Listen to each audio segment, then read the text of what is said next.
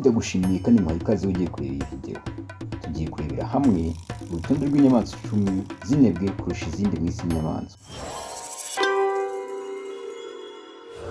Ariko se tubanze turebe mu isi yacu. Muri iyi si yacu iri busy kandi yo guhangana, nubwo ko buri muntu wese agira akanya ko kuruhura umubiri n'ubwonko.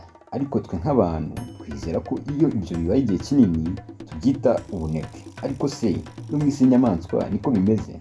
Wakwibaza ngo ese no mu nyamaswa habamo inebwe? Ese zigendera kuki? Zirangwa n'iki? Niki kiziranga zitwe inebwe? Reka twinjire mu isi yazo turebe akantu ku kandi gashingirwaho mu kumenya inebwe mu kurusha izindi. Kaduhere ku ya 10 tujya ku ya mbere. Iya 10 ni umuserebanya witwa Trine Blue Tongue. Uwo muserebanya ugira ururimi rw'ubururu, uza ku mwanya wa 10 mu nyamaswa zigira ubunebwe.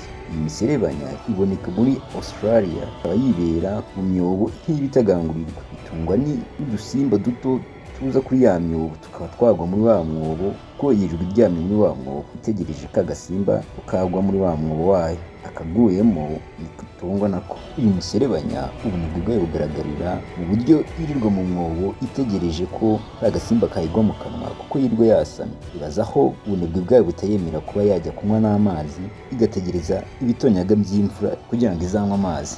Akaba niyo mpamvu ishyirwa ku mwanya wa 10 mu nyamaswa zigira umunebwe. Niba utagira imbaraga zo kwishakira ibyo kurya, ntabarika kukwita ko uri umunebwe. Mu mwanya wa 9 tuhasanga inyoni yitwa Cuko. Inyoni ubunebwe bwayo bugaragarira mu buryo itinya kubaka icyari cyayo ikajya gutera amagi mu kindi cyari cy'indi nyoni, kandi kubera ubunebwe bwayo ikanatinya no kurera, itera mu kindi cy'indi nyoni kugira ngo iyo nyoni izayirerere abana bayo. Yo ntigishaka kurera abana bayo kubera ubunebwe bwayo. Icyo ngicyo akaba aricyo kiyishyira ku mwanya wa 9 mu nyamaswa ziri ku isi zigira ubunebwe. Ku mwanya wa 8 turasanga Nasa Shark. Ubundi shark iyo ziri mu nyanja zikomeza koga ngo zihumeke neza, ariko iyo kubera ubunebwe bwayo yita ku bibazo byo guhumeka, ihora yiryamiye ahantu amazi atinyeganyeza ngo idakanguka. Ibyo ngibyo bikaba ari byo bishyira ku mwanya wa 8 mu nyamaswa zigira ubunebwe kubera itita ku buzima bwayo. Ku mwanya wa 7 turasanga inyamaswa yitwa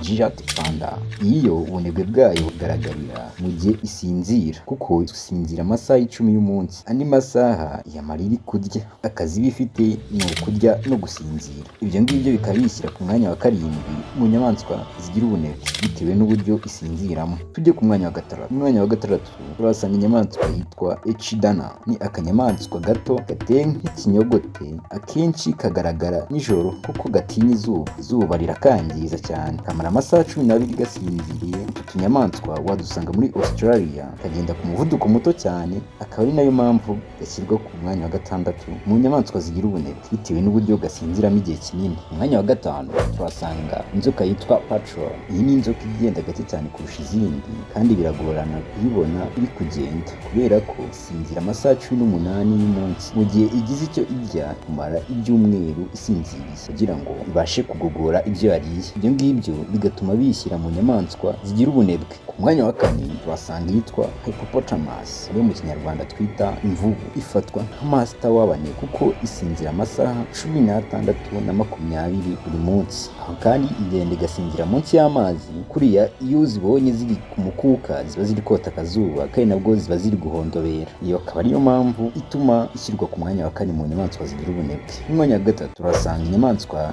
yitwa Opossum. Ni agasimba gateye nk'imbeba mu maso. Aka ko ni champion w'abasinzirizi mu zindi nyamaswa. Aka ko gasinzira amasaha 18 na 20 buri munsi. Kagenda buhoro cyane, kajya ahantu hari ngombwa gusa nko gushaka ibyo kurya naho kuba. Aka ngaka kakaba gashyirwa ku mwanya wa 3 mu nyamaswa zisinzira cyane kandi zigira ubunebwe. Mu mwanya wa 2 turasanga akanyamaswa kitwa Sloth. Ubundi iyo bavuze ubunebwe, abazi by'inyamaswa bumva Sloth, banakitiriye ubunebwe. Aka kanyamaswa gasinzira amasaha 20 y'umunsi ahoraho, kagenda gahoro cyane. Akanyamaswa ugashaka ko ukabona wagasanga mu mashyamba ya South America. Igihe cyako kakimara kimanitse mu giti gasinziriye kandi kagenda iyo ari ngombwa. Ku mwanya wa mbere, ariko mbere uko tugera ku mwanya wa mbere banza urebe ko wakoze subscribe, usanga utarayikoze uhita uyikora dukomeze. Ku mwanya wa mbere tugasanga akanyamaswa kitwa koala. Aka niko kanyamaswa kayoboye izindi mu bunebwe, kagira ubushobozi bwo gusinzira kandi kamara amasaha 2 yonyine y'umunsi kareba. Aka ko ntabwo kajya kwita ku bintu byo kurya, ibiryo byako kirira ni ugusinzira. Iyo kiswe ngo kariye kaba kasinziriye umunsi areba amasaha 2 yonyine. Niyo mpamvu kayoboye izindi mu nyamaswa zisinzira zigira ubunebwe kandi kakaba kagenda buhoro. Ciao ciao, bakomeje kubana natwe, muri kumwe na MCent. Iyi ni MCent TV.